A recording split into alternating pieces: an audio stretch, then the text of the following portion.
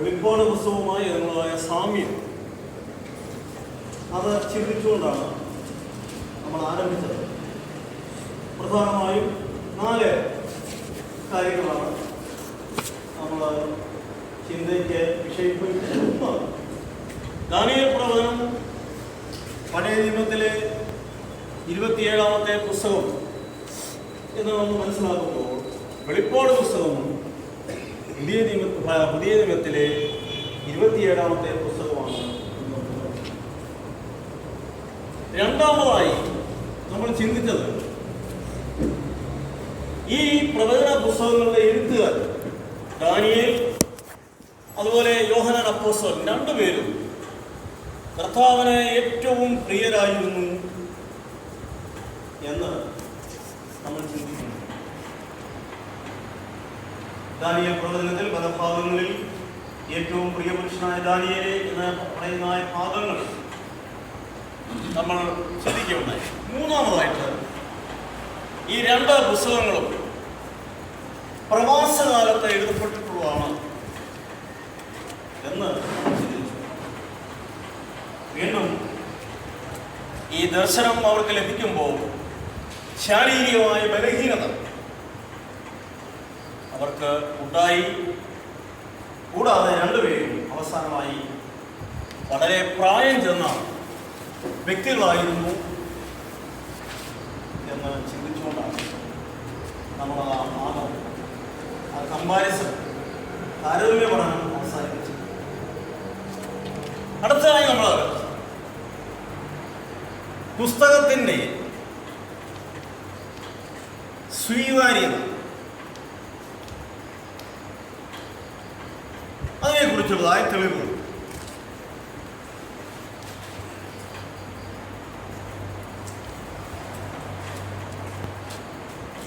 ശരിക്കും പറഞ്ഞാൽ ഇതൊരു അക്കാഡമിക് എക്സസൈസാണ്.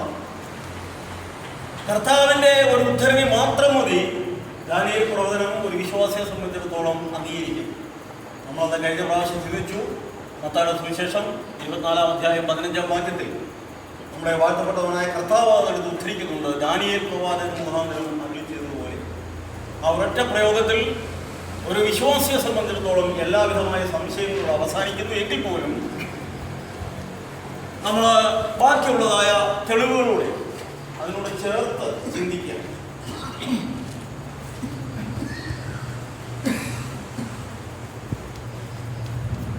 സെപ്റ്റ്വജിന്റ് എന്ന് പറയുന്നതായ പഴയ നിയമത്തിൻ്റെ എബ്രായ പുസ്തകത്തിൻ്റെ ഗ്രീക്ക് തർജ്ജിമ സെപ്റ്റ്വജിന്റ്, അത് 70 യഹൂദ പണ്ഡിതന്മാർ ചേർന്ന് എബ്രായ ഭാഷയിലുള്ളതായ പഴയ നിയമം ഗ്രീക്ക് ഭാഷയിലേക്ക് ട്രാൻസ്ലേറ്റ് ചെയ്തിരിക്കുകയാണ് സെപ്റ്റ്വജിന്റ്.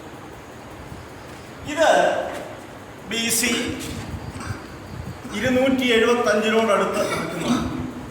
ഗ്രീക്ക് ഭാഷ പ്രകാരത്തിൽ വരാൻ കാര്യം നമുക്കറിയാം. നമ്മളിവിടെ ഇപ്പൊ ഇംഗ്ലീഷ് ഭാഷ പ്രചരിച്ചത് ഇന്ത്യ ബ്രിട്ടീഷുകാരുടെ ഒരു കോളനിയായി മാറിയെന്ന് പറഞ്ഞു എന്ന് പറഞ്ഞതുപോലെ ലോക സാമ്രാജ്യങ്ങൾ മാറി മാറി വന്നു കഴിഞ്ഞപ്പോൾ മഹാനായ അലക്സാണ്ടർ ലോക സാമ്രാജ്യം മുഴുവൻ അധിപതിയായി കീഴടക്കി കഴിഞ്ഞപ്പോൾ ഗ്രീക്ക് ഭാഷയുടെ പ്രചാരം വർദ്ധിച്ചു. അങ്ങനെ ഗ്രീക്ക് ഭാഷ പ്രാമുഖ്യത്തിൽ വന്നു കഴിഞ്ഞപ്പോൾ ഗ്രീക്ക് ഭാഷയിൽ വേദപുസ്തകം ഉണ്ടെങ്കിൽ നന്നായിരിക്കും, ആളുകൾക്ക് കൂടുതൽ പ്രയോജനപ്പെടും എന്നുള്ളൊരു ചിന്തയിൽ യഹൂദ റബിമാർ പണ്ഡിതന്മാർ 70 പേര് ഈ പഴയ നിയമം ഗ്രീക്ക് ഭാഷയിലേക്ക് ട്രാൻസ്ലേറ്റ് ചെയ്തു. അതിനാണ് സെപ്റ്റ്വജിന്റ് എന്ന് പറയുന്നത്. ഇതിനകത്ത് ദാനിയേൽ പുസ്തകത്തെ പറ്റി പരാമർശമുണ്ട്. ദാനിയേൽ പുസ്തകത്തിൽ അപ്പോൾ ദാനിയേൽ പുസ്തകം ചുമ്മാതാണ്, വെറുതെയാണ്, ഇതൊന്നും ഇല്ല എന്ന് പറയാം. വളരെ മുമ്പ് തന്നെ തർജ്ജമ നടന്നപ്പോൾ തന്നെ ഇതിനെപ്പറ്റി അതിനകത്ത് രേഖയുണ്ട്. പിന്നെ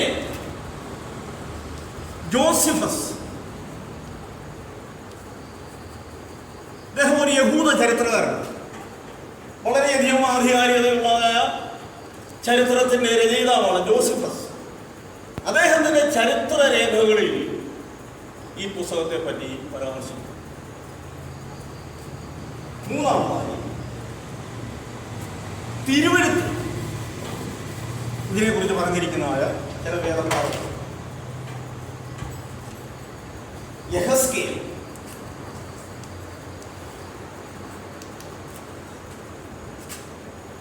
14-ാം അധ്യായം 20-ാം വാക്യം. ദാനിയേല് ഒരു കൃത്രിമ കഥാപാത്രമാണ് എന്നൊക്കെയാണ് പറയുന്നത്. പക്ഷെ ഇവിടെ ദാനിയേലിന്റെ കാര്യം എടുത്തു പറയുന്നു. യെഹെസ്കേൽ 14:20 വേണമെങ്കിൽ നിങ്ങൾക്ക് വായിച്ചു.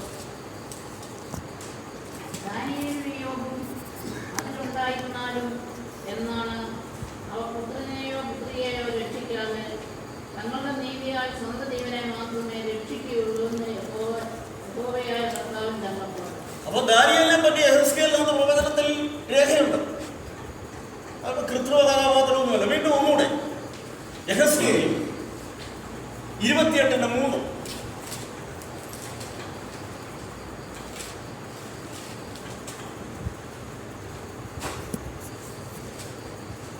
നീ ദൈവഭാവം നടിച്ചതുകൊണ്ട് നീ ദാനിയേലിലും ജ്ഞാനിയല്ലോ.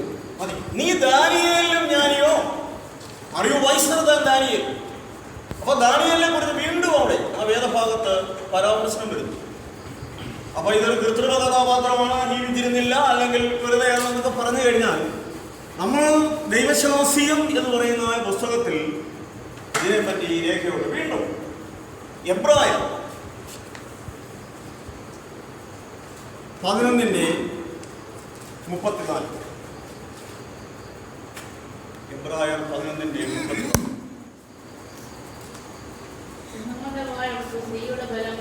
മതി. തീയുടെ ബലം കെടുത്തി. ഈ തീയുടെ ബലം കെടുത്തിയത് ചന്ദ്രകമേശക് അബേദ്നെഗോവിനെ തീച്ചൂളയിൽ ഇട്ടതായ ഒരു സംഭവമല്ല വേദപുസ്തകത്തിൽ ഒരു പരാമർശം. അപ്പോൾ ആ ഒരു സംഭവം അതിനെ എൻഡോഴ്സ് ചെയ്തുകൊണ്ട് അടിവര കിട്ടിയുകൊണ്ട് എബ്രായ ലേഖനകർത്താവ് എടുത്തു പറയുകയാണ്. വിശ്വാസത്താൽ അവർ തീയുടെ ബലം കെടുത്തി. അത് ദാനിയേൽ പ്രവചനത്തിലുള്ളതായ ഒരു ഭാഗം. അപ്പോ ദാനിയേൽ പ്രവചനം ശരിയാണ് എന്നുള്ളതിന്റെ ഒരു തെളിവ് കൂടെയാണ്. അവർ വിശ്വാസത്താൽ തീയുടെ ബലം കെടുത്തി. അത് തീച്ചൂളയിൽ നിന്ന് ചന്ദ്രകമേശക് അബേദ്നെഗോവിനെ രക്ഷപ്പെടുത്തുന്നതായ ആ വിവരമാണ് അവിടെ ഉദ്ദേശിക്കുന്നത്. വേറെ തീയുടെ ബലം കെടുത്തിയതായ യാതൊരു രേഖകളും ബൈബിളിൽ പറയുന്നില്ല. വീണ്ടും മത്തായി, അത് നമ്മൾ എടുത്തതാണ്, 24:15. ഈ ഒരൊറ്റ റഫറൻസിൽ എല്ലാവിധമായ ബുദ്ധിമുട്ടുകളും തീരേണ്ടതാണ്. കർത്താവ് പറയുന്നു, വാഴ്ത്തപ്പെട്ടവരായ കർത്താവ് ദാനിയേൽ പ്രവചനത്തെ പറ്റി എടുത്ത് പറയുന്നു. ദാനിയേൽ പ്രവാചകൻ മുഖാന്തരം അരുളി ചെയ്തിരിക്കുന്നത് പോലെ. അപ്പോൾ കർത്താവോട് പറയുന്നു, ദാനിയേൽ ഒരു പ്രവാചകനാണ്, വരാൻ പോകുന്ന കാര്യങ്ങൾ പ്രവചിക്കുകയാണ്. അവിടെ തൊഴിൽ ദാനിയേൽ പ്രവാചകൻ വിളിച്ചു പറഞ്ഞിരിക്കുന്നു. അവസാന കാലത്ത് സംഭവിക്കേണ്ടതായ കാര്യം അത് സംഭവിക്കാൻ തുടങ്ങുമ്പോൾ ഓർത്തുമോ? അപ്പോൾ കർത്താവ് ദാനിയേൽ പ്രവാചകന്റെ കാര്യം എടുത്തു പറയുമ്പോൾ നമ്മൾ ഇനി ആ പുസ്തകത്തെ പറ്റി ഒന്നും സംശയിച്ചിട്ട് കാര്യമില്ല. കർത്താവ് എടുത്തു പറഞ്ഞിരിക്കുക, അതിനകത്ത് പറഞ്ഞുകൊണ്ട് സംഭവിക്കാൻ അവസാന കാലത്ത്. അപ്പോൾ അത് ഏറ്റവും സ്വീകാര്യമായ, നമുക്ക് ഒരു വിധത്തിലും നിഷേധിക്കാൻ പറ്റാത്ത സംശയം തോന്നുന്നതായ ഒരു തെളിവാണ്. ദാനിയേൽ പ്രവചനം എന്ന് പറയുമ്പോൾ 12 അധ്യായങ്ങളാണ്. അത് 6 ഡിവൈഡ് ചെയ്തിരിക്കുന്നത്. 6 ആദ്യത്തെ 6 അധ്യായം ചരിത്രവും ബാക്കി 6 അധ്യായം പ്രവചനവുമായി അങ്ങ് തിരിച്ചിരിക്കും. അത് കൃത്യമായ ഒരു വേർതിരിവൊന്നുമല്ല, ഒരു സൗകര്യത്തിന് വേണ്ടി അങ്ങനെ പറയുന്നുള്ളൂ. ആദ്യത്തെ 6 അധ്യായത്തിൽ ചരിത്രങ്ങളാണ് 95%. രണ്ടാമത്തെ 6 അധ്യായത്തിൽ പ്രവചനമാണ് ഭൂരിഭാഗം. എന്നാൽ ആദ്യത്തെ 6 അധ്യായങ്ങളിൽ നോക്കിയാലും പ്രവചനത്തിൻ്റെതായ അംശങ്ങൾ അവിടെ എവിടെയുണ്ട്. രണ്ടാമത്തെ 6 അധ്യായങ്ങൾ എടുത്ത് നോക്കിക്കഴിഞ്ഞാൽ അവിടെ പ്രവചന നിവൃത്തിയായ ചരിത്രമായ സംഭവങ്ങൾ അവിടെയും ഉണ്ട്. എങ്കിൽ പോലും ചരിത്രവും പ്രവചനവുമായി അതിനെ ചിന്തിക്കുന്നതിൽ വലിയ അപാകതകളില്ല. പക്ഷേ അത് വളരെ സ്ട്രിക്റ്റ് ആയിട്ടുള്ള, എയർ ടൈറ്റ് ആയിട്ടുള്ള ഒരു സെപ്പറേഷനോ കമ്പാർട്ട്മെൻറ്റോ ഒന്നും അല്ല. അങ്ങോട്ടും ഇങ്ങോട്ടും കയറ്റിയിറക്കം ഒക്കെ ഉണ്ട്. അപ്പോൾ ഇനി ഇത് പഠിക്കുന്നതിന് മുമ്പ്, ഇതിൻ്റെ പഠനത്തിലേക്ക് പ്രവേശിക്കുന്നതിന് മുമ്പ് ഇതിൻ്റെ ചരിത്രപരമായ ഒരു പശ്ചാത്തലം നമ്മളൊന്ന് മനസ്സിലാക്കും. അത്യാവശ്യ ചരിത്രം.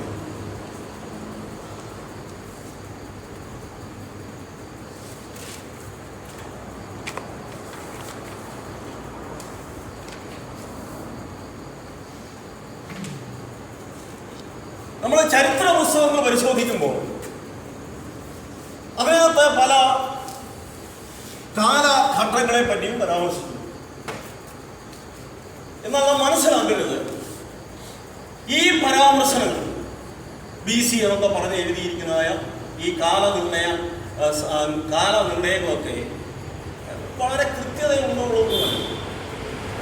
ഒരു ഏകദേശ കണക്ക് അങ്ങനെ ചെയ്യാൻ പറ്റും. കാരണം ഇന്നത്തെ പോലുള്ളതായ ചിട്ടയും ഒടുക്കും കാര്യങ്ങളും ക്രമീകരണങ്ങളും ഒന്നും ഇല്ലാതിരുന്ന ഒരു സമയത്ത് സംഭവിച്ചു പോയ കാര്യങ്ങൾ ചില സംഭവങ്ങളുടെ അടിസ്ഥാനത്തിൽ പുറകോട്ട് കാലത്തിലേക്ക് ഇതൊക്കെ എഴുതിയിരിക്കും. അപ്പൊ അതിനകത്തൊക്കെ നേരിയ വ്യത്യാസം അങ്ങോട്ട് ഇങ്ങോട്ടും ശരിയാക്കോ ഒക്കെ വന്നു കഴിഞ്ഞാൽ അത് നമ്മളങ്ങ് വളരെ ചെറിയ ഒരു കാര്യം എന്നുള്ള രീതിയിൽ അവഗണിക്കേണ്ടതായ ആവശ്യമേ ഉള്ളൂ.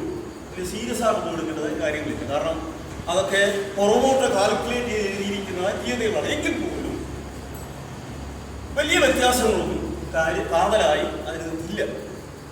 ഞാൻ പറഞ്ഞു വരുന്നത്,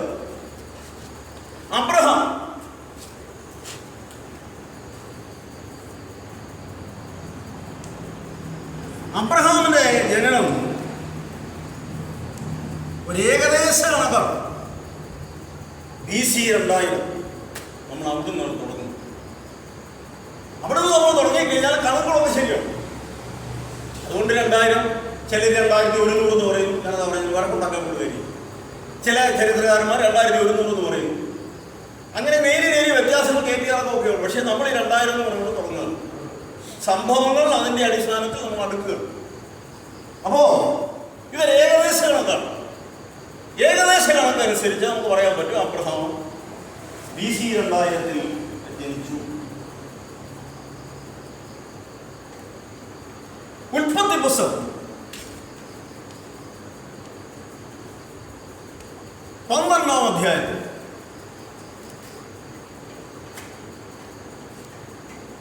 ദൈവം അബ്രഹാമിനെ വിളിച്ചിറക്കുകയും ഇസ്രായേലിന്റെ ചരിത്രം ആരംഭിക്കുകയും ചെയ്യും. ഉൽപ്പത്തി പുസ്തകം 1-ാം അധ്യായത്തിൽ ഇസ്രായേലിന്റെ ചരിത്രം തുടങ്ങുകയാണ്.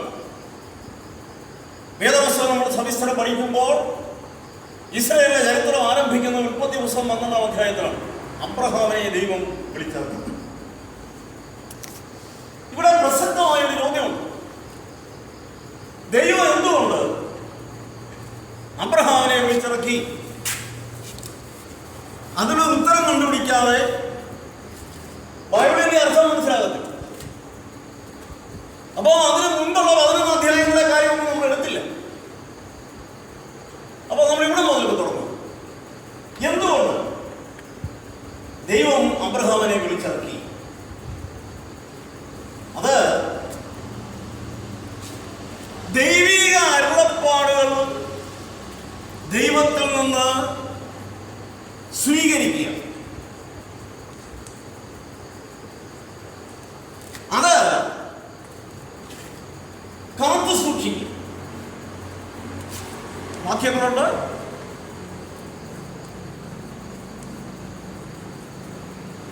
ഇംഗ്ലീഷിൽ receive and preserve the word of God. അപ്പോ ദൈവത്തിൽ നിന്ന് അരുളപ്പാടുകൾ സ്വീകരിക്കണം, അത് പ്രിസർവ് ചെയ്യണം. റോമാലേഖനം 3:2.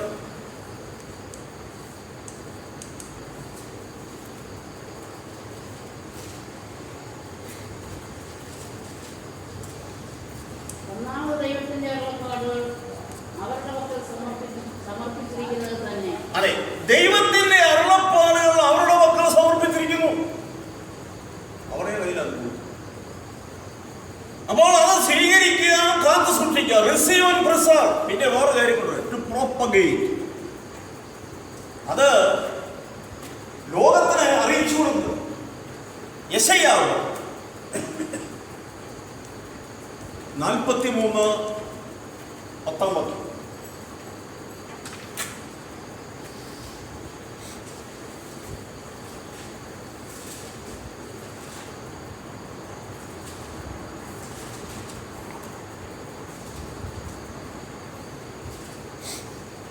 നിങ്ങൾ അതിൽ തന്നെ വിശ്വസിക്കുകയും ഞാനാകുന്നു എന്ന് ഗ്രഹിക്കുകയും ചെയ്യേണ്ടതിന് നിങ്ങൾ എൻ്റെ സാക്ഷികളും ഞാൻ തെരഞ്ഞെടുത്തിരിക്കുന്ന എൻ്റെ ദാസനുമാകുന്നുവെന്ന് യഹോവയുടെ അരുളപ്പാട്. നിങ്ങൾ എൻ്റെ സാക്ഷികളാണ്. Witnessing. You are receiving, preserving and propagating, witnessing to the whole world. ഏകസത്യ ദൈവത്തെ ലോകത്തിന് പരിചയപ്പെടുത്തി കൊടുക്കാനുള്ള ചുമതല നിങ്ങൾ എൻ്റെ സാക്ഷികളാണ്. അപ്പൊ ഈ 3 കാര്യങ്ങൾ ദൈവത്തിൽ നിന്ന് അരുളപ്പാടുകൾ സ്വീകരിക്കുക, കാത്തു സൂക്ഷിക്കുക, റിസീവ് ആൻഡ് പ്രിസർവ്, പ്രചരിപ്പിക്കുക, ടു പ്രോപ്പഗേറ്റ്, ടു പ്രോപ്പഗേറ്റ്. അപ്പൊ ഇതിനാണ് ദൈവതമ്പുരാൻ അബ്രഹാമിനെ വിളിച്ചത്, അല്ലെങ്കിൽ ഇസ്രായേൽ ജാതിയെ തിരഞ്ഞെടുത്തു.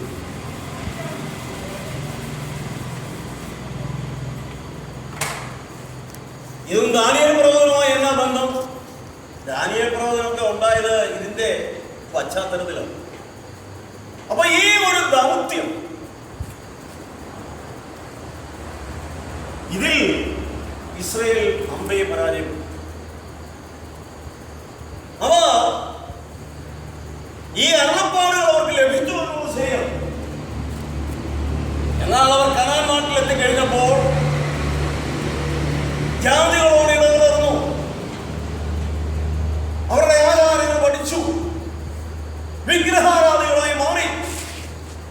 അപ്പോ ഏകസത്യ ദൈവത്തെ ലോകത്തിന് പരിചയപ്പെടുത്തി കൊടുക്കേണ്ടതായ ജനം വിഗ്രഹാരാധികളായി മാറുന്നു. ദൈവകോപം അവരുടെ മേൽ വിളിക്കുക. അതിനെപ്പറ്റി ഒരു മുന്നറിയിപ്പ് ലേവ്യ പുസ്തകം 26:33 കൊടുത്തിട്ടുണ്ട്.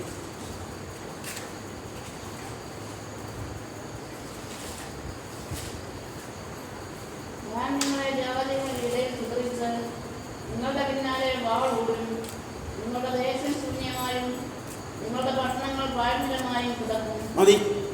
അപ്പോൾ ദൈവികമായ ആഹ്വാനങ്ങൾ വിട്ടുപോകാൻ ഇസ്രായേൽ തയ്യാറായി കഴിഞ്ഞപ്പോൾ ദൈവർക്ക് മുന്നറിയിപ്പ് കൊടുത്തു, നിങ്ങളുടെ ദേശം ശൂന്യമായി പോകും, നിങ്ങളെ ഞാൻ ലോകത്തെല്ലാം ചതറിച്ചു കളയും, നിങ്ങളുടെ പിന്നാലെ ഞാൻ വാളൂടും.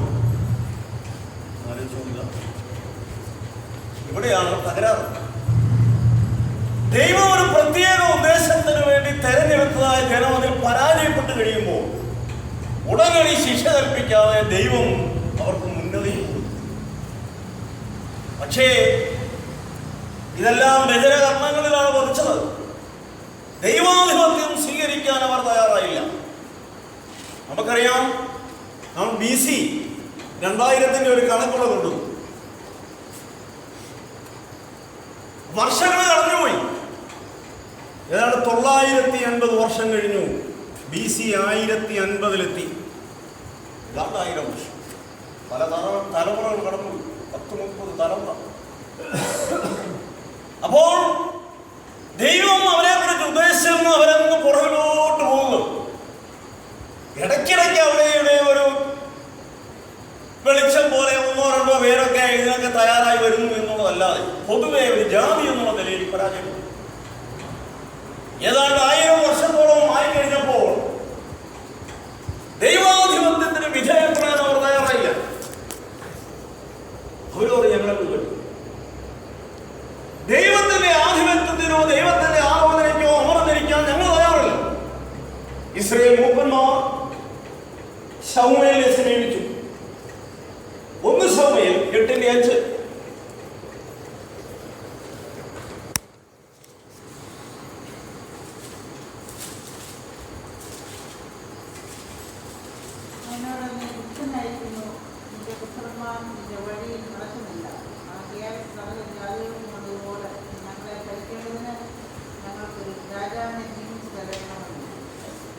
അപ്പോൾ ദൈവാധിപത്യ ഭരണം ഞങ്ങൾക്ക് വേണ്ട. അവിടുത്തെ പ്രയോഗമാണ്, ജാതികൾക്കുള്ളതുപോലെ ഒരു രാജാവിനെ ഞങ്ങൾക്ക് വേണം. ജാതികളുടെ ആചാര മര്യാദകൾ പഠിക്കരുത്, അവരോട് ഇടകലരുത്, അങ്ങനെ പോകരുതെന്ന് പറഞ്ഞപ്പോൾ ഇവർ പറയുന്നത് ഞങ്ങൾക്ക് അങ്ങനെ മതി. ജാതികൾക്കുള്ളതുപോലെ ഞങ്ങളെ ഭരിക്കാൻ ഞങ്ങൾക്കൊരു രാജാവിനെ വേണം. എത്ര ഒരു ബുദ്ധിമുട്ടുള്ളതായ അവസ്ഥയാണ് ആലോചിച്ചത്. ഇത് ശമൂവേലിന്റെ അടുക്കലാണ് പറയുന്നത്. അപ്പോൾ ശമൂവേൽ ആഹപ്പാടെ ബുദ്ധിമുട്ട്. പ്രവാചകനായ ശമൂവേൽ എന്ന അപ്പോസ്തല പ്രവൃത്തികൾ 3-ാം അധ്യായം 24-ാം വാക്യത്തിൽ ശമൂവേലിനെ പറ്റി പറയുന്നു. അപ്പൊ ദൈവം തമ്പുരാൻ ഇടയ്ക്ക് ചെന്ന് പറഞ്ഞു, തമ്പുരാനെ ഇങ്ങനെയാണ് പറയുന്നത്, ജനം അനുസരിക്കുന്നില്ല. അപ്പോ ആലോചിക്കുക, ഇവിടെ ദൈവത്തിന്റെ ആലോചനയ്ക്ക് ഘടകവിരുദ്ധമായി ജാതികൾക്കുള്ളതുപോലെ ഞങ്ങളെ ഭരിക്കാൻ ഒരു രാജാവിനെ വേണം എന്ന് പറഞ്ഞ് ദൈവത്തിന്റെ അടുക്കൽ നിന്ന് രാജാവിനെ നിർബന്ധിച്ചു വാങ്ങിക്കും. ദൈവം തമ്പുരാന് 3 വിധത്തിലുള്ളതായ ഹിതം, will. There are 3 different wills of God.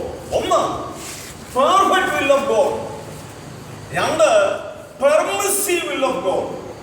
3, overruling will of God. Permissive will എന്ന് പറഞ്ഞു കഴിഞ്ഞാൽ മലയാളത്തിൽ അതിന് കൊടുക്കാവുന്നതായ ഒരു ട്രാൻസ്ലേഷൻ നിഷേധക ദൈവഹിതമാണ്. ദൈവത്തിന് ഇഷ്ടമില്ല, നിർബന്ധിച്ചു കഴിഞ്ഞാൽ ഇന്നാ പിടിച്ചോ എന്ന് പറയുന്ന കാര്യമുള്ളൂ. പെർമിറ്റ് ചെയ്യുക, പെർമിസീവ് വിൽ, നിഷേധരഹിതം. ദൈവത്തിന് താല്പര്യമുള്ള വിഷയമല്ലിത്. ദൈവാധിപത്യ ഭരണത്തിന് കീഴിൽ അവർ ആവർത്തിരിക്കുന്നു ദൈവം ആഗ്രഹിക്കുമ്പോൾ അവരെ ഇന്ന് ദൈവത്തോട് പറയുന്നു, വേണ്ട വേണ്ട, ഞങ്ങൾക്കൊരു രാജാവിനെ വേണം. അപ്പോ ശൗവേൽ എന്ന് പറഞ്ഞു, കർത്താവെ എന്ത് ചെയ്യാനാണ് ജനം ഇങ്ങനെ ആവശ്യപ്പെടുന്നത്, ഞാൻ എന്ത് ചെയ്യണം? ദൈവത്തിന് താല്പര്യമുള്ള വിഷയമല്ല, ദൈവം പറഞ്ഞു കൊടുത്തേക്കാൻ. പെർമിസീവ്, നിഷേധക ദൈവത്തിന്. ഇത് നമ്മളും ചിലപ്പോൾ പിടിച്ച് കഠിനമായി പിടിച്ച് കർത്താവിനോട് പിടിച്ച് ദൈവം തമ്പുരാൻ ഇഷ്ടമില്ലാത്ത വഴി, നമ്മുടെ വഴി ദൈവത്തെ കൊണ്ട് എൻഡോഴ്സ് ചെയ്യിപ്പിക്കുന്ന ഒരു പണിയുണ്ട്. അപകടമാണ്. അപ്പോൾ ദൈവഹിതത്തിന് വിരോധമായി ജനം ദൈവസ്ഥലത്തിൽ ചെന്ന് നിർബന്ധിച്ചപ്പോൾ ദൈവം കൽപ്പിച്ചു കൊടുത്തു രാജാവിനെ കൊടുത്തേക്ക്. അപകടമാണ്. അപകടത്തിലേക്ക് അവസാനിച്ചു. അതിന്റെ അപകടമാണ് നമ്മളിപ്പോൾ പഠിക്കാൻ പോകുന്നത്. ഞങ്ങൾക്കൊരു രാജാവിനെ വേണം. ശമൂവേലിനോട് തമ്പുരാൻ പറഞ്ഞു, രാജാവിനെ കൊടുത്തേര്. അപ്പോസ്തല പ്രവൃത്തികൾ 13:21. അപ്പോസ്തല പ്രവൃത്തികൾ 13:21.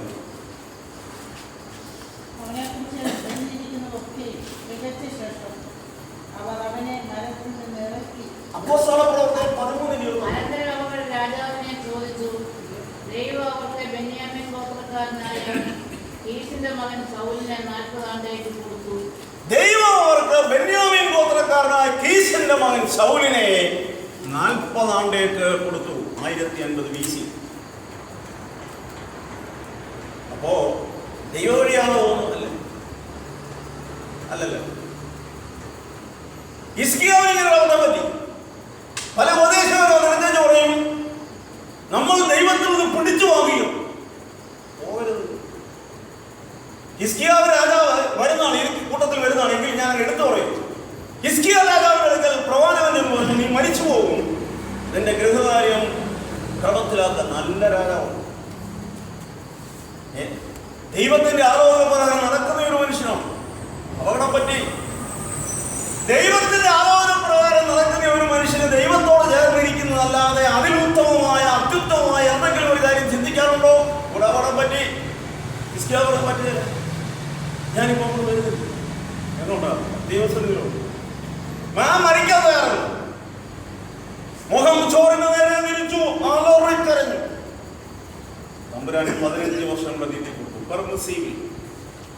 അപകടമാണ്. നമ്മൾ പ്രാർത്ഥിക്കുമ്പോൾ പ്രാർത്ഥിക്കുന്നത്, കർത്താവേ എന്റെ ഹിതം ഇതാണ്, ഇത് നല്ലതാണോ ഇല്ലെന്ന് എനിക്കറിയില്ല, പക്ഷെ എന്റെ ഭൗതികമായ ചിന്ത ഇതിലാണല്ലോ, എന്റെ ജീവിതത്തിൽ നിന്റെ ഹിതം നിറവേറിയാൽ മതി. അതെന്താണ്? എന്റെ ഭാര്യയ്ക്ക് മാനമായ ജീവൻ പിടിച്ചു, ആശുപത്രിയിൽ പോകാൻ തുടങ്ങുക. അച്ഛനും കൊച്ചമ്മയും കൂടെ വീട്ടിൽ വന്നിട്ട് പറഞ്ഞു, ഞങ്ങളിത് മധ്യസ്ഥ പ്രാർത്ഥനയ്ക്ക് വിഷയം വെച്ച് പ്രാർത്ഥിക്കാം. ഞങ്ങളെ വേണ്ട, അച്ഛൻ ബുദ്ധിമുട്ടുണ്ട്, ഞാൻ പ്രാർത്ഥിക്കും. ഇത് എന്റെ ജീവിതത്തിൽ ദൈവം പ്രത്യേകമായി ഇടപെടുന്ന ഒരു സന്ദർഭമാണെന്നാണ് ദൈവം പറയുന്നത്. എന്നോടെന്തോ സംസാരിക്കും. നിങ്ങൾ പ്രാർത്ഥിച്ച് സൗഖ്യമാക്കി കഴിഞ്ഞാൽ ആ പണി നടക്കും. ഞാൻ മുട്ടുകൂട്ടാൻ ദൈവസന്നിധി ഞാൻ മുട്ടുകൂട്ടി. ഞങ്ങൾ കുടുംബമായി ഞാനും കുഞ്ഞുങ്ങളും മുട്ടുകൂട്ടി. ഞങ്ങൾ പറയും, കർത്താവേ മോളിയെ ജീവനോടെ വേണം എന്നുള്ളത് ഞങ്ങളുടെ ആഗ്രഹമാണ്. എന്നാൽ നിന്റെ ഹിതമെന്തോ അതാണ് ഞങ്ങളുടെ ജീവിതത്തിൽ നിറവേറുന്നത്. ദൈവം പറഞ്ഞല്ലോ ഉത്തരയില്ല.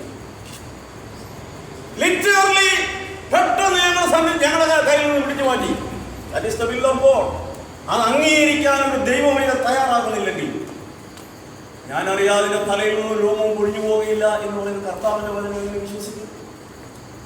എന്തുകൊണ്ട് ദൈവം മാറ്റി? നല്ലതെന്ന് ദൈവം കണ്ടു. ഹിസ്കിയാവിനോട് പറഞ്ഞു, നീ മരിച്ചു പോകും, നിന്റെ ഗ്രഹമായി ദ്രവത്തിലാക്കുക. സമ്മതിച്ചില്ല. ഞാൻ എനിക്ക് പോകുന്ന മനസ്സില്ല. അലറിക്കരഞ്ഞു. 15 വർഷം കൂടെ നീട്ടിക്കൊടുത്തു. നമ്മൾ പഠിക്കണം. 3 വർഷം കഴിഞ്ഞപ്പോൾ മനശ്ശെ എന്ന കുമാരൻ ജനിച്ചു. ഇവൻ ജനിക്കാതിരിക്കാൻ ആബ്രാമനെ നീ പോരാ. 55 വർഷം മനശ്ശെ ഇസ്രായേലിനെ ഭരിച്ചു. ദൈവവചനം പറയുന്നു, ഇസ്രായേൽ ജാതിയെ കൊണ്ട് ഇതുപോലെ പാപം ചെയ്യിച്ച രാജാവ് അങ്ങുവരെ ഉണ്ടായിട്ടില്ല. ഒരുപക്ഷെ ലോകത്തിൽ നിന്ന് ചിതറിക്കപ്പെട്ട് അധികൃതമായ പീഡയിലൂടെ ഇസ്രായേൽ കടന്നു പോകുന്നതിന് കാരണം ഈ മനശ്ശയായിരിക്കാം. ഇത് സംഭവിക്കാതിരിക്കാൻ ആ കർത്താവിനെ നീ പോരാ. ഒരു വിശ്വാസി എങ്ങനെ പ്രാർത്ഥിക്കണമെന്ന് ഗതസഭനത്തോട് പറഞ്ഞിട്ടുണ്ട്. എന്റെ ഹിതമല്ല നിന്റെ ഹിതം. എനിക്കൊത്തിരി ആ കാര്യങ്ങൾ താല്പര്യമൊക്കെ അത് ഞാൻ ഭൗതികമായ ചിന്താഗതിയും സാഹചര്യത്തിലും ചിന്തിക്കുന്നതാണ്. പക്ഷേ നല്ലതേതാണെന്ന് നിനക്ക് മാത്രമേ അറിയുന്നുള്ളൂ. അത് മതി എന്റെ ജീവിതം. ദാറ്റ് ഈസ് ആ വിൽ എന്ന് പറയുന്നത് ഗ്രേസ്ഫുൾ ആയിട്ട് അക്സെപ്റ്റ് ചെയ്യുകയാണ് ഒരു വിശ്വാസയുടെ എന്നും ആയിക്കോട്ടെ. ഞാൻ മോളിയോട് പറഞ്ഞിട്ടുണ്ട്, നിന്നെ കാണാതെ എനിക്കൊരു നിമിഷം ജീവിക്കാൻ ഒക്കത്തില്ല. I love her so much. 17ാമത്തെ വർഷമാണ് ഞാൻ ഏകനായി എൻ്റെ വീട്ടിൽ താമസിക്കുന്നത്. ദൈവത്തിൻ്റെ അത്ഭുതകരമായി കൃപ മനസ്സിലാക്കി. എന്തുമാത്രം കൃപ ദൈവം ഭവനത്തിൽ മേൽ ചൊരിയുന്നു. ഞാനിങ്ങനെ നടത്തും സന്തോഷമായ എൻ്റെ മനസ്സിനെ ഞാൻ ചിന്തയാക്കാൻ സമ്മതിക്കത്തില്ല. ഇവൻ വരും, കണ്ടില്ലേ, അവിടെ കണ്ടില്ലേ, നിനക്ക് എന്താ ഇങ്ങനെ പറ്റിയത്? ഇത് we will not allow it to enter our heart. ഇവിടെ ദൈവത്തിന്റെ ആധിപത്യം ഞങ്ങൾക്ക് വേണ്ട. ഞങ്ങൾക്ക് ഭരിക്കാൻ ജാതികളെ പോലെ ഒരു രാജാവിനെ വേണം. തമ്പ്രാവനെ കൊടുത്ത് അതിന് താഴത്തെ ഭാവമൊന്നും വായിക്കണം. നമ്മളെ മലയാള ഭാഷയിൽ പറഞ്ഞാൽ ശൗമേൽ പ്രവാചകൻ പറഞ്ഞിട്ടുണ്ട്, നീയൊക്കെ ഒരു പോക്ക് പോക്കാം. ഈ രാജാവിനെ ചോദിച്ചു രക്ഷപ്പെടുന്നു. അങ്ങനെ തന്നെ പറഞ്ഞു, രക്ഷപ്പെടാൻ പോകുന്നു. BC 1080 ബെന്യാമിൻ ഗോത്രക്കാരനായ കീശന്റെ മകൻ ശൗലിനെ 40 ആണ്ട് 40 years എണ്ണും നമ്മളൊന്ന് വരികയാണ്. ഈ ശൗലിനെ കൊണ്ട് കഴിഞ്ഞിട്ട് അപ്പോസ്തല പ്രവൃത്തികൾ 13:22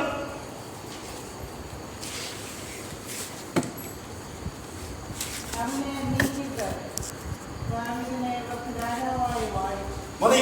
അപ്പോൾ 40 വർഷം കഴിഞ്ഞപ്പോൾ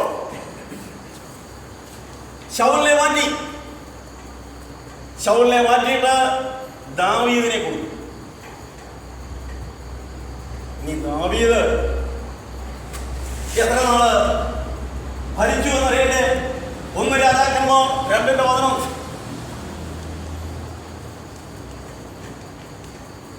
1 രാജാക്കന്മാർ 2:11.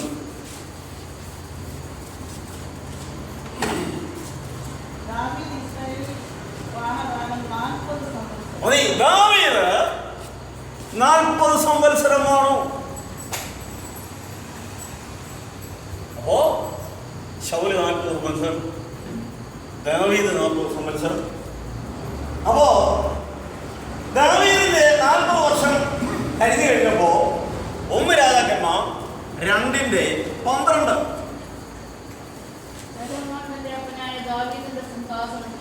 മതി. അപ്പോൾ ദാവീദ് കഴിഞ്ഞ് ശലോമോൻ വന്നു. സോളമൻ രാജാവായി.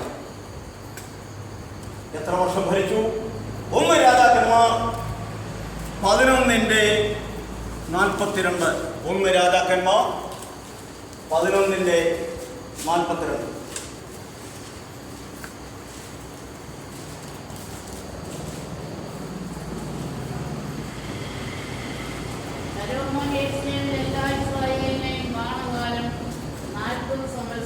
മതി.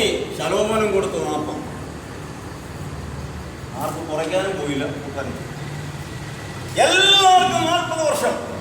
3 രാജാക്കന്മാർ 40 വർഷം വെച്ച് ഇസ്രായേലിനെ വാണു. ദൈവഹിതത്തിന് വിരുദ്ധമായി. അപകടം ഉണ്ടാകുന്നത്. അപ്പോ 120 വർഷം. 1050 നിന്ന് 120 വർഷം കുറയ്ക്കണം. താഴോട്ടായിരുന്നു BC. 930 വരും. 50 കൂടെ കൂട്ടണം. 1050 മുതലാണ്. അപ്പോ BC 931.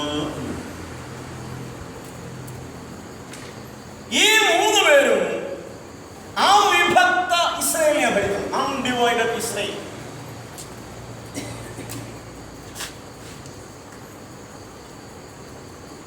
Undivided Israel. എന്തൊരു സന്തോഷമായിരുന്നു ദൈവത്തിന് സന്തോഷമില്ലായിരുന്നു. പാപം ത്വരികയാണ്. 120 വർഷം കഴിഞ്ഞപ്പോൾ തമ്പുരാൻ തീരുമാനിച്ചു, ഇങ്ങനെ വിടുന്നില്ല.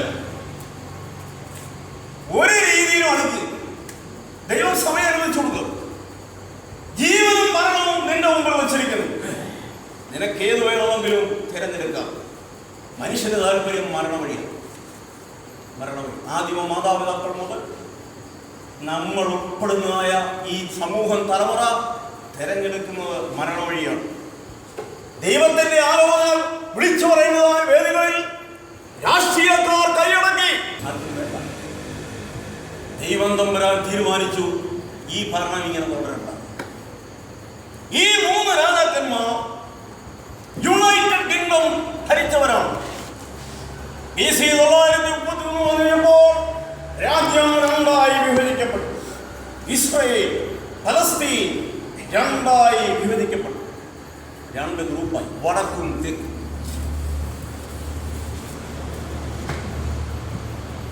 വടക്ക് രാജ്യത്തിന് ഇസ്രായേൽ എന്ന് തന്നെ പേര്. തെക്ക് യഹൂദ.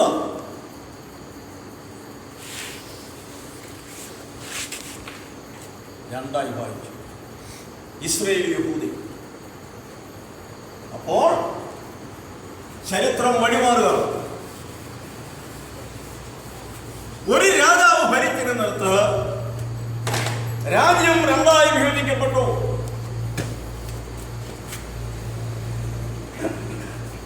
വടക്ക് തെക്ക്. Israel,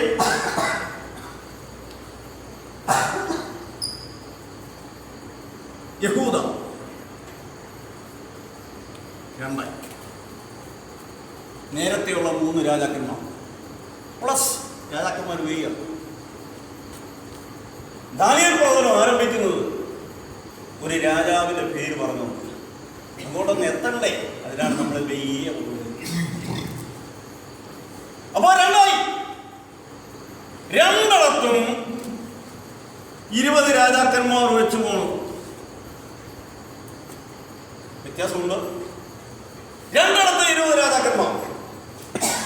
Israel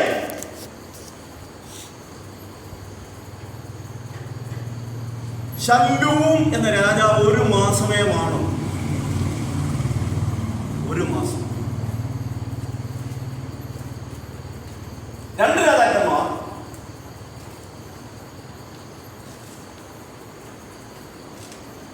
15-13.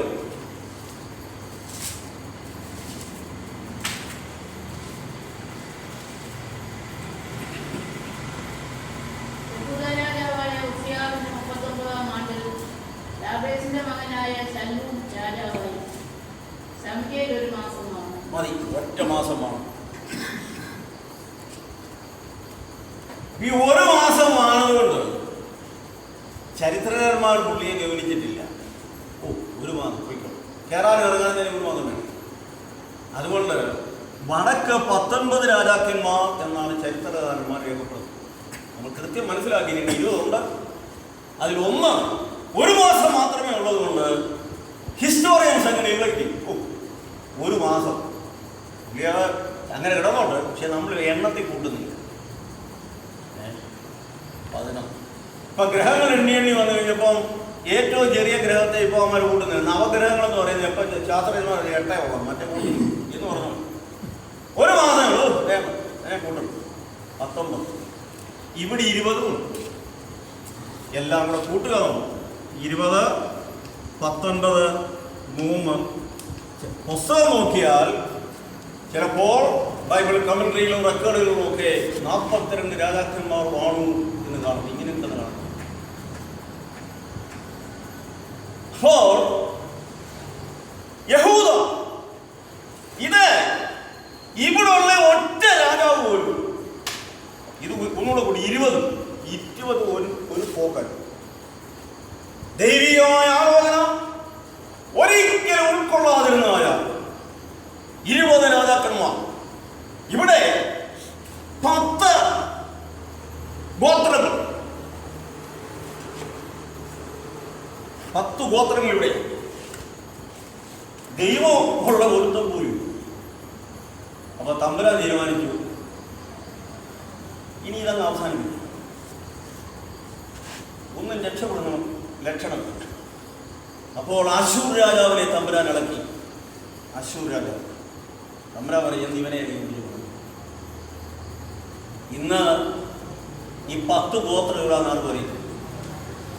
രാജാവ് മുഴുവൻ തൂത്ത് പിടിച്ച് പല പ്രാവശ്യങ്ങളും അങ്ങ് കൊണ്ടുപോയി പോയി. സംഭവം കഴിഞ്ഞു. ഇസ്രയേൽ പിന്നെ ബാക്കിയുള്ളത് അതേ ഉള്ളൂ. അതാ ഇപ്പോൾ നമ്മൾ ഈ കാണുന്ന യഹൂദനും ഇസ്രയേലും ഒക്കെ പറയുന്നു. ഇത് പോയി ചരിത്രത്തിലില്ല.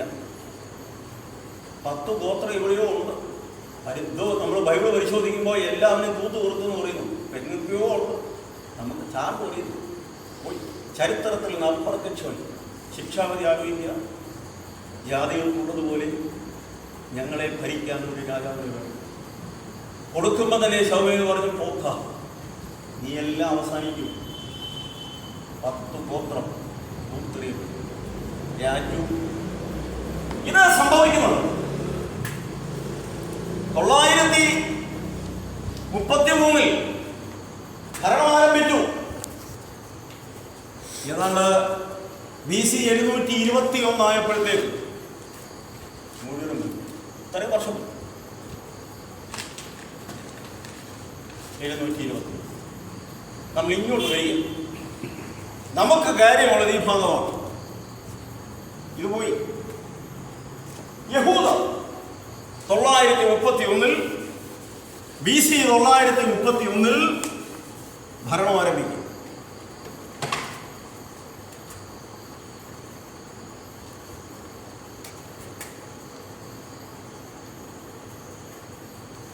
ആദ്യത്തെ രാജാവ് 3 കഴിഞ്ഞിട്ട് ഡിവൈഡ് ചെയ്ത് കഴിഞ്ഞപ്പോൾ ആദ്യമായി വരുന്ന രാജാവാണ് രെഹബെയാം, ശലോമോന്റെ മകനാണ്. 1 രാജാക്കന്മാർ 14:21.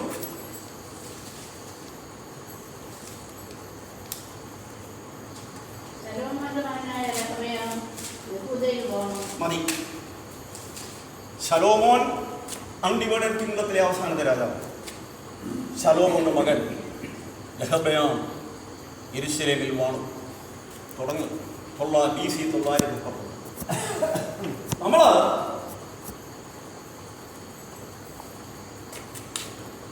ഇത് ഞാനങ്ങ് വിടുകയാണ്. BC 931 മുതൽ BC 586 വരെ 20 രാജാക്കന്മാർ. മറ്റേ 720 കുറച്ചുകൂടി പോകുന്നു. ഇതിനകത്ത് 20 ഏകദേശം 8 രാജാക്കന്മാർ ദൈവഭയമുള്ളവരാണ്. അതുകൊണ്ടാണ് നീണ്ടത്. ദൈവം നീട്ടി ബാക്കി 12 പോകാൻ 8 മോസ്റ്റ്ലി റൈറ്റ്യസ് എന്നാണ് അതിനകത്ത് ചെയ്തിരിക്കുന്നത്. നീതിയുള്ള രാജാക്കന്മാർ. വലിയ കുഴപ്പം. അതിനകത്ത് ഒരു ഹിസ്കിയാവും വരും. അതിനകത്ത് മുമ്പേ നമ്മൾ പറഞ്ഞ ഹിസ്കിയാവും ഇതിനകത്ത് വരും. എല്ലാവരും കൂട്ടിയാ 8. അതുകൊണ്ട് ദൈവം 721 മറ്റേത് കളഞ്ഞെങ്കിൽ ഇത് കുറച്ചുകൂടെ നീട്ടിപ്പോകും. അപ്പോൾ 1-ാമത്തെ രാജാവ് 20 എണ്ണവും 20 എണ്ണത്തിൽ നമ്മൾ ഈ അവസാന ഭാഗത്തേക്ക് പെട്ടെന്ന് വരികയാണ്. 18, 19, 20 വാക്യങ്ങൾ. ഇത്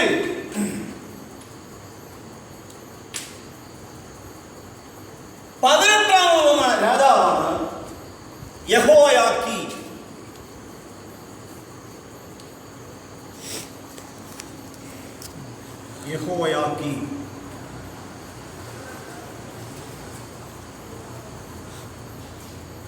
രണ്ട് രാജാക്കന്മാർ, രണ്ട് രാജാക്കന്മാർ 23:36.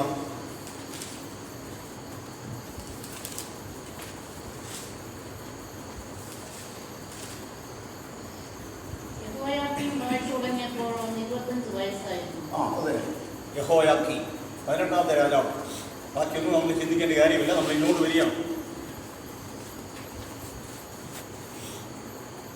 ദാനിയേൽ പ്രവചനം 1-ാം അധ്യായം 1-ാം വാക്യത്തിൽ ഈ പേരുണ്ട്. അതുകൊണ്ടാണ് നമ്മൾ ഇങ്ങനെ വന്നത്. യഹോയാക്കീം അങ്ങോട്ട് വരുന്നു. അപ്പോൾ അതിന്റെ റെഫറൻസ് നമുക്ക് കിട്ടി. 19 ഇത് നമുക്ക് ആവശ്യമുണ്ട്. യഹോയാക്കീം ധായാണ് നഗത്തിന്റെ. യഹോയാക്കീം. രണ്ട് രാജാക്കന്മാർ 24:8. യഹോയാക്കീം വാഴ്ച തുടങ്ങിയപ്പോൾ അവന് 18 വയസ്സായിരുന്നു. മതി. യഹോയാക്കീം 20 മേളോട്ടുണ്ടാവും.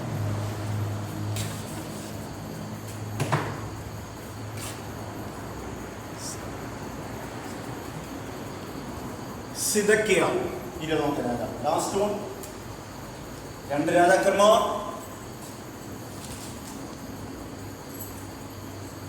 24:18.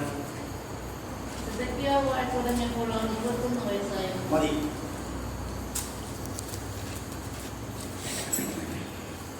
അപ്പൊ ഇത് ഏകദേശം ഒരു ചരിത്രം.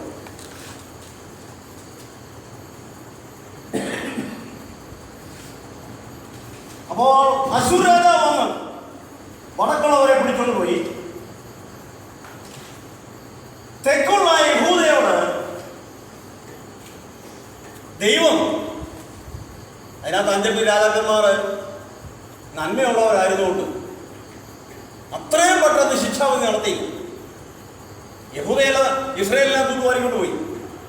എന്നാൽ അത്ര പെട്ടെന്ന് ശിക്ഷാവിധി ഇവിടെ നടത്താതെ ഈ യഹോയാക്കീമിന്റെ കാലം വരെ ഇവിടം വരെ ഉണ്ട്.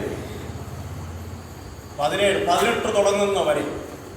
18 തുടങ്ങിയപ്പോഴാണ് ശിക്ഷാവിധി തുടങ്ങുന്നത്. 18 തുടങ്ങുന്നത് വരെ ദൈവം തമ്പുരാൻ ഇരമ്യാ പ്രവാചകനിലൂടെ അവരോട് സംസാരിക്കും. അപ്പോ യഹൂദയോട് ദൈവം ഇരമ്യാ പ്രവാചകനിലൂടെ ഇടപെടുന്നതായ ഭാഗം നമ്മളൊന്ന് നോക്കുക. ഇരമ്യാവ് 4 ഇരമ്യാവ് 4 6 7.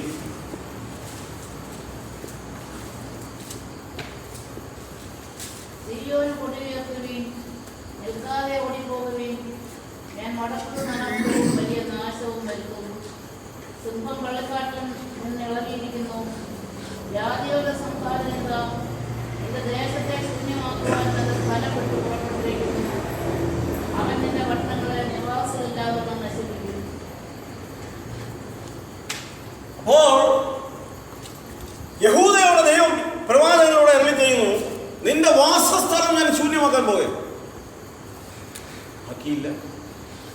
നിന്റെ വാസസ്ഥലം ഞാൻ ശൂന്യമാക്കാൻ പോകുന്നു. സിംഹം പള്ളക്കാട്ടിൽ നിറങ്ങിയിരിക്കുന്നു. ഞാൻ ആളെ റെഡിയാക്കി നിർത്തിയിരിക്കും. മാനസാന്തരപ്പെടുക, തിരിഞ്ഞു വരിക. ഞാൻ വടക്ക് നിന്ന് അവനെ വരുത്തും. അപ്പൊ ഇത് ഇരമ്യാ പ്രവാചകൻ പറയുമ്പോ അന്ന് ഭരിച്ചുകൊണ്ടിരുന്ന രാജാവും കൂട്ടരും കൂടെ ഇരമ്യാ പ്രവാചകനെ കൊല്ലാൻ ശ്രമിക്കും. അങ്ങനെ സത്യാരാധനക്കാരനെ കൊല്ലുകയാണ്. അത് അങ്ങനെയല്ലയോ തുടങ്ങുന്നത്? ഹാമേലിനെ കയ്യിൽ കൊന്നു. അങ്ങനെയാണ് ആരാധന തുടങ്ങുന്നത്. എന്നാ കാര്യം? ദൈവത്തിന് പ്രസാദകരമായ ആരാധന കഴിച്ചത് ഹാബീല്. അവനെ വെച്ചുകൊണ്ടിരിക്കുന്നത് ശരിയാണ്. അവനെ കൊല്ലുക. അപ്പൊ സഭകളിൽ തന്നെയാണ്. ആരെങ്കിലും നേരോ അറിയോ ഉള്ളവരുണ്ടോ അവനെ വിളിക്കും. ബാക്കിയുള്ളവരെല്ലാം ചോദിച്ചു. അപ്പൊ ഇവിടെ ദൈവം യിരെമ്യാ പ്രവാചകനോട് യഹൂദയോട് പറയുന്നു, നിന്റെ വാസസ്ഥലം ഞാൻ ശൂന്യമാകും. അപ്പൊ അവര് ചെയ്യുന്നത് യിരെമ്യാ പ്രവാചകനെ ഓടിച്ചിട്ട് പിടിച്ച് കൊല്ലാൻ. ഞാൻ വടക്ക് നിന്ന് ആളിനെ വരുത്തും. അങ്ങനെയാണ്, പേരൊന്നും പറഞ്ഞില്ല. ഞാൻ വടക്ക് നിന്ന് ആളിനെ വരുത്തും. അപ്പോ ആരാണ് വടക്ക് നിന്ന് വരുന്നത്? അതൊന്നറിയണമല്ലോ. അപ്പൊ വടക്ക് നിന്ന് വരുത്തുമെന്ന് ദൈവം നമ്പരാൻ പറയുമ്പോൾ നമ്മൾ ദൈവവചനം പരിശോധിക്കുന്നു. ആരാണ് വടക്ക് നിന്ന് വരുന്നത്? എന്തെങ്കിലും മറുപടി ദൈവവചനത്തിനുണ്ടോ? യിരെമ്യാ പ്രവചനം 25:8-9. യിരെമ്യാ 25:8-9. അതുകൊണ്ട് സൈന്യങ്ങളുടെ യഹോവ ഇപ്രകാരം അരുളിച്ചെയ്യുന്നു, നിങ്ങൾ എന്റെ വചനങ്ങളെ കേൾക്കായിക്കൊണ്ട് ഞാൻ ആളയച്ച് വടക്കുള്ള സകല വംശങ്ങളെയും എന്റെ ദാസനായി ബാബേൽ രാജാവായ നെബൂഖദ്നേസറിനെയും ഈ ദേശത്തിന്റെ നേരെയും അതിലെ നിവാസികളുടെ നേരെയും ചുറ്റും വസിക്കുന്ന ഈ സകല ജാതികളുടെ നേരെയും വരുത്തി അവരെ ഉന്മൂലനാശം ചെയ്ത് സ്തംഭന ഹേതുവും പരിഹാസ വിഷയവും ശാശ്വത ശൂന്യമാക്കി തീർക്കും. ആരാണ് വടക്കുന്നു വരുന്നത്? എന്റെ ദാസനായ നെബൂഖദ്നേസർ. കൃത്യമായി ദൈവം വെളിപ്പെടുത്തി കൊടുക്കുക. ഞാൻ വടക്കുന്ന നാളെ വരക്കും. സിംഹം പള്ളക്കാട്ടിൽ ഇറങ്ങിയിരിക്കുന്നു, മാനസാന്തരപ്പെടാൻ ഇല്ല. അപ്പോ കർത്താവ് വീണ്ടും പറഞ്ഞു, എന്റെ ദാസനായ നെബൂഖദ്നേസറിനെ ഞാൻ അയക്കാൻ പോകും. അപ്പോ ഇത്രയും ചിന്തിച്ചിട്ട് വേണം ദാനിയേൽ 1:1 വായിക്കാൻ. ഈ വായിച്ചു ദാനിയേൽ 1:1.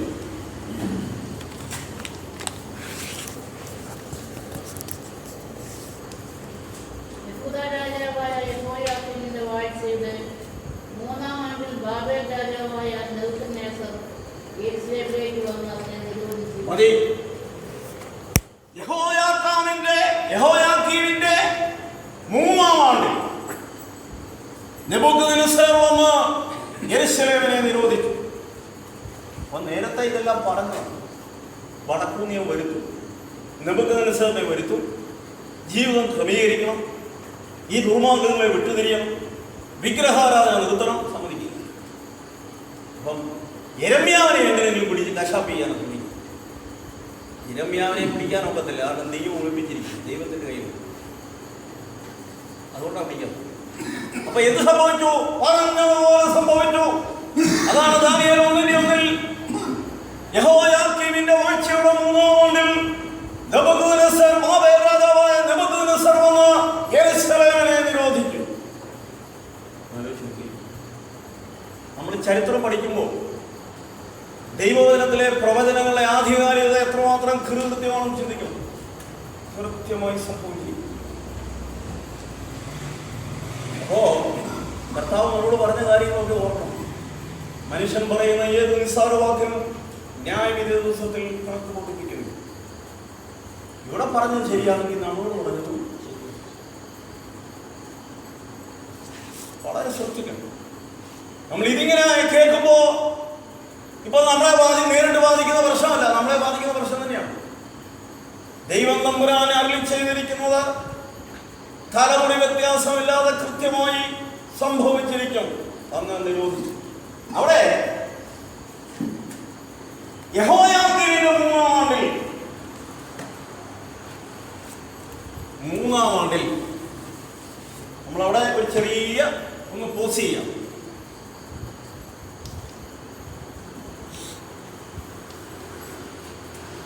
ദാനിയേൽ 1:1 3-ാം ആണ്ടിൽ ഇത് കാണുന്നു. ഇനി അബദ്ധത്തിൽ വേദപുസ്തകത്തിന് കൂടുതലായിട്ട് വായിക്കാൻ തുടങ്ങിയാൽ ബുദ്ധിമുട്ടും. യിരെമ്യാ പ്രവചനം 25:1 എന്തെഴുതിയിരിക്കുന്നു? യോശിയാവിന്റെ മകനായി യെഹൂദാ രാജാവായ യെഹോയാക്കീമിന്റെ 4-ാം ആണ്ടിൽ ഇവിടെ വന്നപ്പോൾ 4-ാം ആണ്ടിൽ ഇത് മതി. വേദോക്തം മുഴുവൻ തെറ്റാണ്. ഞാൻ ഇനി ഇഷ്ടം പോലെ ജീവിക്കാൻ പോവാന്ന് പറയാൻ ഒരിടത്ത് 3 കിടക്കുന്നു, വേറെ ഒരിടത്ത് 4 മാറ്റി ചെയ്യും. അതെങ്ങനെ? അത് ചരിത്രത്തിൽ ഇത് കഴിയും.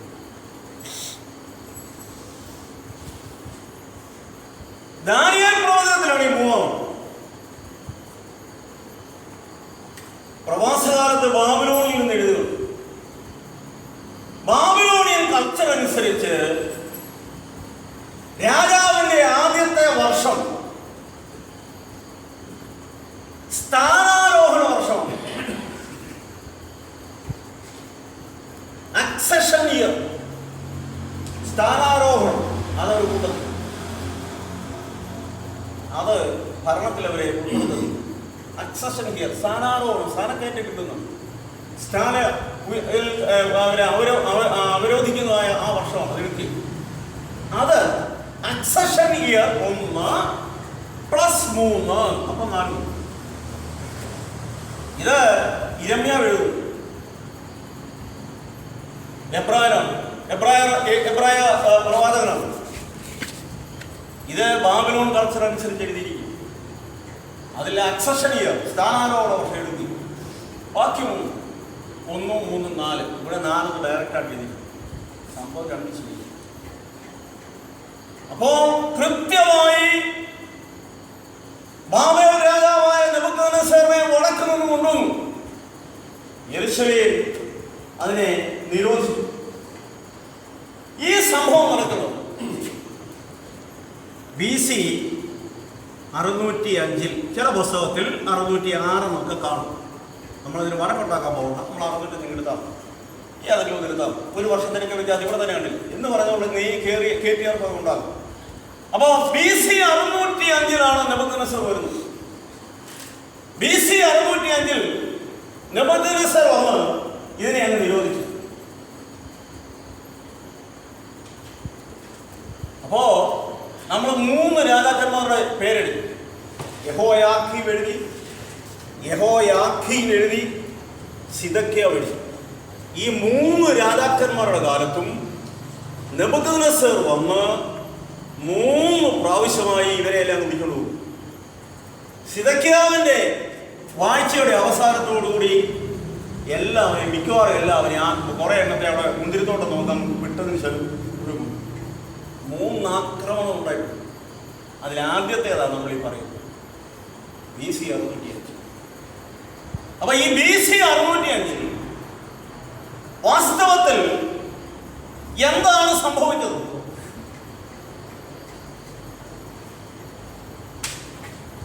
ഈ BC 605 മുമ്പ് യഹോയാക്കീം ഇവിടെ ഭരിക്കുമ്പോൾ യഹോയാക്കീമിന്റെ പൂർണ്ണമായ സ്വാതന്ത്ര്യത്തിൽ അധികാരത്തിലായിരുന്നോ യെരൂശലേം? അല്ല. അപ്പൊ അതിനെക്കുറിച്ച് ഒരു 1-2 കാര്യങ്ങളൂടെ നമ്മൾ ചിന്തിക്കുക. ഈ നെബൂഖദ്നേസറിനെ പറ്റി ദാനിയേൽ പ്രവചനത്തിൽ പറഞ്ഞിരിക്കുന്നു, സ്വർണ്ണം കൊണ്ടുള്ള തല ബിംബത്തിന്റെ തിരുമേനിയാണ്. അപ്പോൾ നെബൂഖദ്നേസർ ലോക സാമ്രാജ്യത്തിന്റെ അധിപനായി വരുന്നതിന് മുൻപ് ഇവിടെ പല രാജാക്കന്മാരുണ്ട്. അങ്ങനെയുള്ള ഒരു രാജാവിന്റെ കീഴിലായിരുന്നു യെരൂശലേം. പിന്നെ എങ്ങനെ പറ്റി? ലോക സാമ്രാട്ടായി നെബൂഖദ്നേസർ ഉയർന്നു വരികയാണ്. ലോക സാമ്രാട്ടായി നെബൂഖദ്നേസർ ഉയർന്നു വരുമ്പോൾ രാജ്യങ്ങൾ ഒന്നൊന്നായി വെട്ടിപ്പിടിച്ച് കയറുകയാണ്. അങ്ങനെ കയറിയാണ് യെരൂശലേമിൽ ചെന്നത്. അപ്പൊ യെരൂശലേം ആരുടെ കീഴിലായിരുന്നു?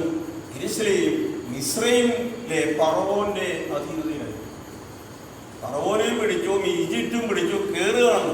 അങ്ങനെ വന്നു കഴിഞ്ഞപ്പോൾ ഫറവോനും പോയി, ഈജിപ്റ്റും പോയി, യെരൂശലേം നെബൂഖദ്നേസറിന്റെ കയ്യിൽ അമർന്നു. അപ്പൊ അങ്ങനത്തെ കാര്യങ്ങൾ നമുക്ക് അവിടെ എഴുതാം. മിസ്രൈം രാജാവായ ഫറവോൻ നെഖോ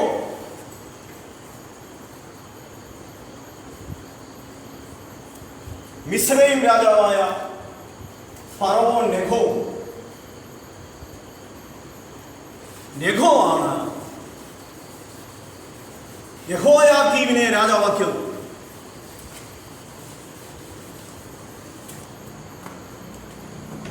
യഹോയാക്കീമിനെ രാജാവാക്കിയത് 2 ദിനവൃത്താന്തം 36:4.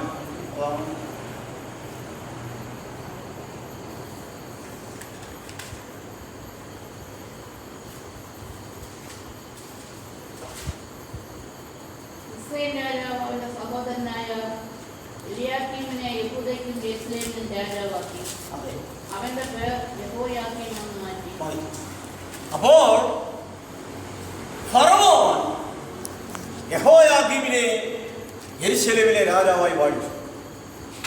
ഈ ഫറവോൻ അവിടെ യഹോയാക്കീമിനെ രാജാവായി വാഴിച്ചപ്പോൾ പിഴയിട്ടു. ഇവർക്കൊന്നും ഇവിടെ നിന്ന് അവർക്കങ്ങ് തിരിച്ചു പോകണം, രാജാവിനങ്ങ് മിസ്രൈമിൽ പോകണം, ഈജിപ്തിൽ പോകണം. അപ്പോൾ യഹോയാക്കീമിനോട് പറഞ്ഞു, എനിക്ക് ഓരോ വർഷവും ഇത്ര താലന്ത് സ്വർണവും ഇത്ര താലന്ത് വെള്ളിയോടെ എത്തിച്ചത്. നീ ഇവിടെ ഭരിച്ചോ, അതിന് കുഴപ്പമൊന്നുമില്ല. പക്ഷേ എൻ്റെ ആശ്രിതനായിട്ടാണ് തിരിക്കുന്നത്, ഞാൻ പറയുന്നില്ല, ഇതെല്ലാം കിട്ടും. അപ്പോൾ രാജാവ് തിരിച്ചുപോയി, നെഗോ തിരിച്ചുപോയി മിസ്രൈമിലോട്ട്. അപ്പൊ യഹോയാക്കീം ഓ അച്ഛാ ഓ എന്ന് പറഞ്ഞ് ഇതെല്ലാം ഓരോ വർഷവും ഇങ്ങനെ എത്തിച്ചു കൊടുക്കുക. അങ്ങനെ എത്തിച്ചു കൊടുത്തുകൊണ്ടിരുന്നപ്പോഴാണ്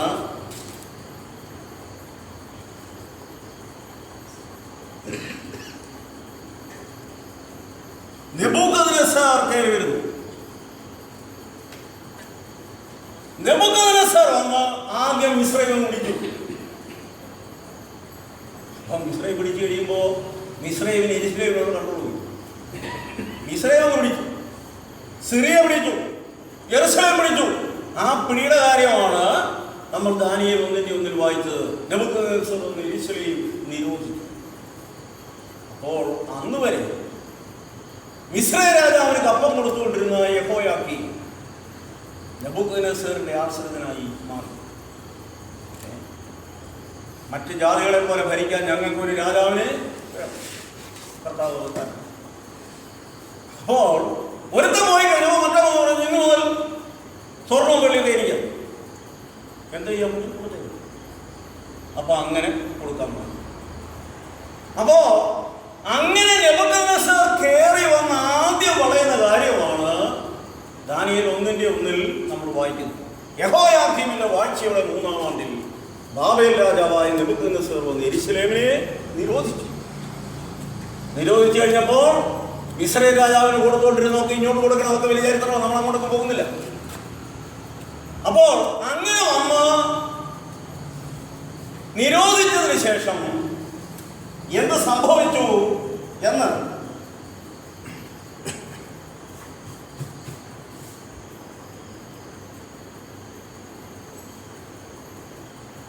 രണ്ട് രാജാക്കന്മാർ 24:1 വായിച്ചു.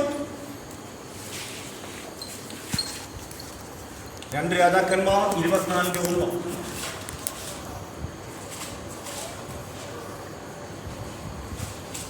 അവന്റെ കാലത്ത് ബാബേൽ രാജാവായ നെബൂഖദ്നേസർ പുറപ്പെട്ടു വന്നു.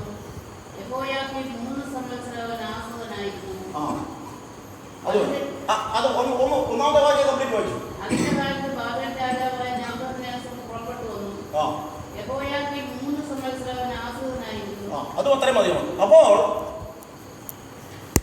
ഈ നെബൂഖദ്നേസർ വന്നു, യെരൂശലേം വളർന്നു, യഹോയാക്കീം അവൻ ആശ്രിതനായിരുന്നു.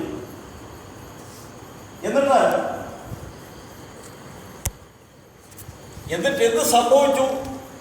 ഒരു ഇച്ചിരി ചരിത്രങ്ങളുണ്ട്. 2 ദിനവൃത്താന്തം 36:6-7. അവന്റെ നേരെ ബാബേൽ രാജാവായ നെബൂഖദ്നേസർ വന്ന് അവനെ ചങ്ങലയിട്ട് ബാബേലിലേക്ക് കൊണ്ടുപോയി. നെബൂഖദ്നേസർ യഹോവയുടെ ആലയത്തിലെ ഉപകരണങ്ങളും ബാബേലിൽ കൊണ്ടുപോയി. ബാബേലിൽ തന്റെ ദേവന്റെ ക്ഷേത്രത്തിൽ വെച്ചു. യഹോയാക്കീമിന്റെ മറ്റുള്ള വൃത്താന്തം. അപ്പോൾ അവിടെ ചങ്ങലയിട്ട് രാജാവിനെ കൊണ്ടുപോയി. അതല്ല നമ്മുടെ വിഷയം. ദൈവാലയത്തിലെ ആലയത്തിലെ ചില പാത്രങ്ങൾ കൊണ്ടുപോയി. ആദ്യത്തെ വരവാണ് BC 605. ദാനിയേൽ 1:1 കഴിഞ്ഞ് 2 വായിച്ചേ. അല്ല, ദാനിയേൽ 1:1 വായിച്ചു. യഹോയാക്കീമിന്റെ വാഴ്ചയുടെ 3-ാം ആണ്ടിൽ ബാബേൽ രാജാവായ നെബൂഖദ്നേസർ യെരൂശലേമിലേക്ക് വന്ന് അതിനെ നിരോധിച്ചു. കർത്താവ് യഹൂദ രാജാവായ യഹോയാക്കീമിനെയും ആലയത്തിലെ പാത്രങ്ങളെയും അവന്റെ കയ്യിൽ